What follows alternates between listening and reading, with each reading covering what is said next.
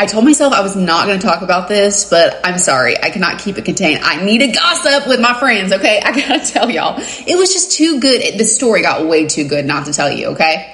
So I have lost over 220 pounds. Some of you know, some of you don't. And I just used to not get attention from men. Like, the world treats you differently after losing weight. For me, specifically, men treat me differently, okay? And these are waters, me and my husband, like, they're new waters to us, okay? Because I didn't really get male attention back then. So, you know, we're not used to this. And my husband, he's not really like a jealous guy or anything. I work in a place that's predominantly men, all right? And I have old men coming here, you're the most beautiful thing I've ever seen. You know, I get that all the time. I just brush it off to old men. To my husband, he doesn't view them as a threat. But this guy was not a bad looking guy, okay, that came in this week. He wasn't bad looking.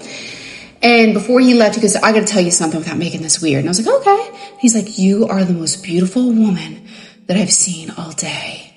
Like thinking he's Shakespeare or something. I was like, oh. Okay, like I'm married, like I don't know how to respond or react to things like this. You know what I mean? And plus, I'm not used to the attention. I don't know how to accept compliments is basically what I'm trying to say. I don't know how to accept compliments. I've not really got a lot of compliments in my life, so when people give me compliments, I'm like, they're lying. They're trying to make me feel better. Well, it was awkward after that, and I told my husband, I'm not gonna lie, this is a little toxic. I did want to make him like a little jealous. Like, does he care that, you know, an attractive man was telling his wife she's beautiful today? He did care.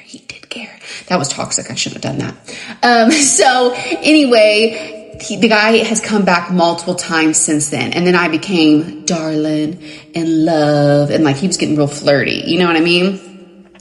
And then finally he came back again. This part is funny. And he was being flirty. And then I swore